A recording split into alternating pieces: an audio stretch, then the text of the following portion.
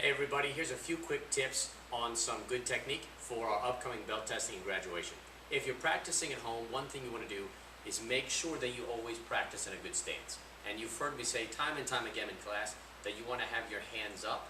I usually say keep your hands up around your cheeks. Make sure you make a proper fist by curling your fingers in tight and putting your thumbs across the first two fingers. When we punch, we'll be punching with the first two knuckles. But let's get back to our stance. When you're in your stance, you want to make sure you're protecting yourself by keeping your hands up and your elbows in. And I have the habit of kind of curling my shoulders up a little bit and ducking my head and my chin down a little bit. So I'm inside my guard and protecting myself. You don't have to do it to any extreme, but you also don't want to have your hands floating around kind of lazily down here.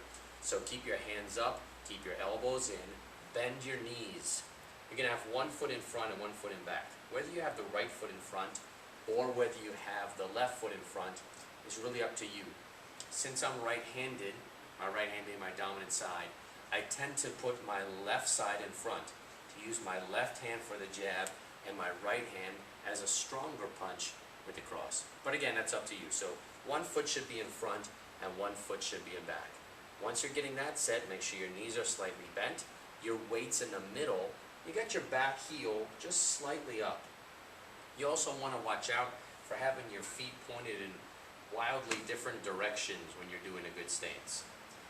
I tend to put my feet roughly, or approximately, pointed forward where I'm going. They won't have to be exactly parallel, going straight ahead. But I don't want to have them going off in different directions. It doesn't work for me so well. I keep my back heel up because it makes it easier for me to move and to be able to take the small steps that works for our footwork as we're moving around in our stance. When you're doing this, you want to have your weight about in the middle. Don't lean too far forward, don't lean too far back. And I try to tell people to avoid being flat-footed, where your feet are just planted on the ground, because it's not as easy to move. You're going to see some people who bounce a little bit on the toes. That's fine, it comes from a lot of boxing and kickboxing drills. But generally, you want your hands up, your elbows in, your knees bent, keep yourself safe and protected, your back heel a bit up, and your toes pointed kind of where you're going, pointed forward. The other thing to watch out for is that if your feet line up, you don't have a very stable stance. If I point myself toward the camera here, I feel like I'm walking on a balance beam. And instead, I tend to have some width between my feet and keep my stance a little more solid that way, so I'm able to move and shift from side to side in addition to forward and backward. Same as if I have my left foot forward, toes are roughly pointed forward where I'm going, back heel's a little bit up, knees bent, weights in the middle, hands are up and keeping me safe. So if you're practicing and trying to get your stance right, try to follow those guidelines. Next, I'll talk about some of the punches we've done. We've got the jab, which comes out from the front side. So if my left foot is in front, my left hand is the jab. If you had your right foot in front, your right hand would be the jab. And you can see that it just goes straight out, right in front, and goes from my hands being, sideways when they're up, to rotated and punch straight ahead, right in front of my nose. I'll end up rotating, so I got the first two knuckles striking, I got a thumb on the bottom, I'm keeping a proper fist, and while I punch, I keep my other hand up to protect myself. The cross comes from the back. By back, I mean the side where your foot's in back here. So if your left foot is back here, your left hand is doing the cross. You're going to feel some rotation come through your hip and through your foot and through your shoulder as you punch out and back, again, right in front of your nose. Jab, the thumb rotates underneath, cross, the thumb also rotates underneath. Now, when we talk about the hook does not go straight, it curves around. Some people do their hook with their hand this way, flat, focusing on those two knuckles. Some people do their hook this way with their hand more vertical. I tend to like that one, but again, either one will work. The most important thing is you don't have this, your hand way low and your elbow high, or vice versa. Your hand up high and your elbow down low. Make sure you keep your fists in the proper shape and turn and twist. You're going to see that twist happening a lot on my front foot. As I twist from my hip, I rotate Right now, the ball of my foot is what's on the ground for the back foot back there because my heel's a little bit up.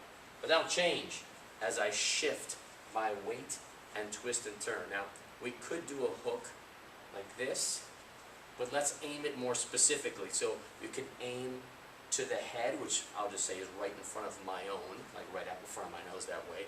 You could also do a hook to the body. But the most important thing is that you're protecting yourself, rotating and coming around. You're going to see my wrist is staying straight and my elbow is bending. How far it bends, just don't let it be too close and don't let it be too far out. And you could call it like a 90-degree bend, give or take, but who's measuring? So it's just got to be supported. So as you make contact, you're not going to have any collapsing of your wrist. You're going to have everything solid through your fist and back through your elbow. So we have the jab from the front, the cross from the back, and the hook again from the front. Then there's the uppercut. So here you want to come right up the middle. Your elbow's bent, your wrist is straight, keeping a good fist. Protect yourself as you do it, and you're going to see the rotation happening on this side where the punch is coming from. The jab, the cross, the hook, and the uppercut should have good technique as part of your attempts to move up in the belts as you're practicing and improving and trying to go for that next belt level. If I have my left foot in front, I'm here, jab goes straight out, cross goes straight out, hook comes around, and the uppercut up the middle. Now let's talk quick about defense. For defense, we've got a few that we've practiced. We've got the shield, which is kind of taking a flat part of the fingers of your fist right there and putting them up tightly to your head. And you can see from the side, I'm squeezing firmly because I want to provide as much of a solid base for that so it's not going to collapse if I got a straight punch coming at me. I don't want to do this with the point of my knuckles. I don't want to have a space where I'm going to get knocked or my hands are going to get knocked into me. I want to protect myself with a shield that way. I could also shield on this side with one arm or this side with one arm, or protect my body on this side, again with one arm, or on this side with one arm. So we want to be able to protect in the middle. We want to be able to protect the sides. Make sure this is tight. Don't let it wing out or have a lot of space. You can even grab if you want to hold tight. You just got to be quick about it to protect yourself. And you can protect your body using your arms. You can protect the middle that way if you need to. I like to twist and bring in one side or the other to protect the middle. Don't lose your stance as you're practicing these, whether you're working on your punches, whether you're working on defense, whether you're working on movement, which you can put together with your punches and your defense. Keep a good stance. Next, let's talk about a couple kicks. We worked a lot on front kicks and round kicks recently. The front kick has a few important points you want to be able to show off that you've, I'll use the word, gotten the hang of, right? That you can really start to show your skill in. You want to be able to keep your hands up, you want to be able to bring your knee up, and you want to be extend out with the ball of your foot flexed, because that's a point of contact. So I have my hands, my guard up, my elbows are in protecting me, and I bring my knee up and fire out and bring it back. Now you may notice that when I do my front kick, the foot I'm standing on, the base foot, rotates a little out. It's a little easier on my hip that way. If I keep it pointing exactly straight ahead, and I also try to kick straight ahead, my hips are kind of getting forced in a little bit. So I'll tend to rotate my hip a little out, and then fire the front kick straight in. Doesn't matter for our training purposes right now, whether we're using the front leg or the back leg. We just want to get the mechanics first. So I've got my hands, I've got my knee, I got my kick. I'm trying to extend the ball of the foot right there under my big toe.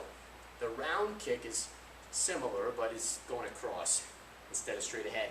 So I've got to turn and rotate and kick around. This would be like a shot down to the leg, right? Down low to the side of the leg for a leg kick. I'm turning, kicking, turning, kicking. Now you're going to see that turn a lot in the base foot, the one that's down on the ground. When it pivots, it turns as I do. It helps me go sideways. I could even turn and keep rotating and kick all the way through and back to my stance. But for our round kick training, we want to be able to go turn and rotate and kick across and come back. So I've got the action of the knee. We've got the pointed foot, so we can hit with the top of the foot, the instep, or even the shin. That works well too. You can turn and kick, or the other side, turn and kick. And of course, you can kick higher depending on your flexibility. Both the front kick and the round kick, you can see, have the action of extending and contracting the leg, whether it's up and straight ahead, or whether it's across on the round kick. And I want to be able to protect myself. Don't let your arms go flying out. Don't lose your stance, right? Your stance is there to help you stay safe and to help you move.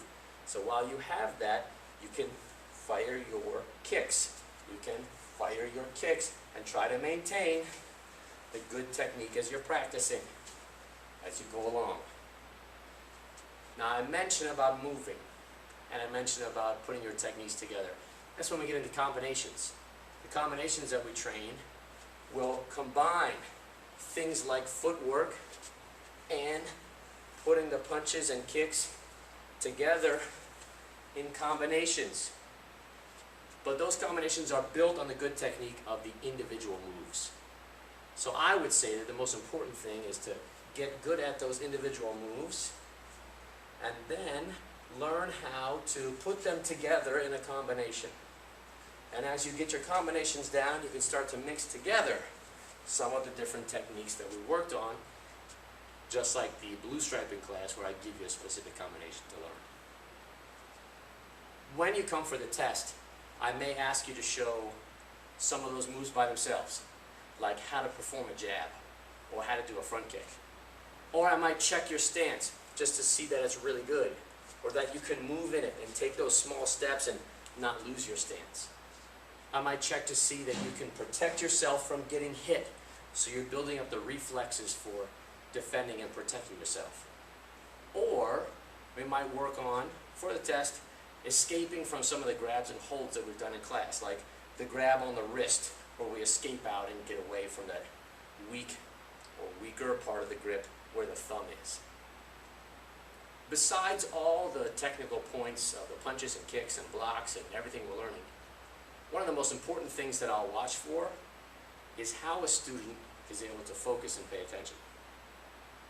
That they have good self-control, that when it's time to listen, they can focus on the speaker, that when it's time to practice, they can get to the action, work hard and do their best, and that they can show excellent effort and not goof around or give up easily, but that they've got a good work ethic. And that's what we practice, hopefully, from week to week, encouraging everybody to work hard and do their best, to show off their best moves, and to improve their skills as they're coming.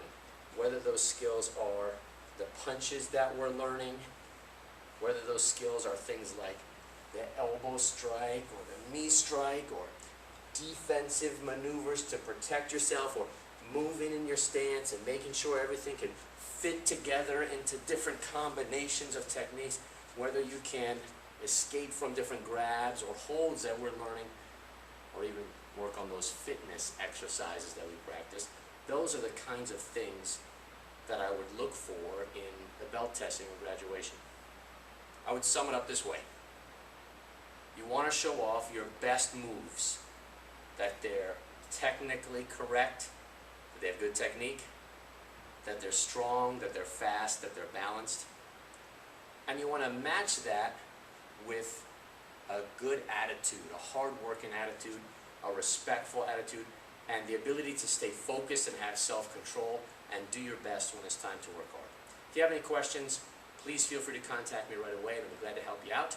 I hope this video helps you on what to practice for some of your techniques, combinations, defenses, and the right attitude for working your way up to your next belt. See you soon.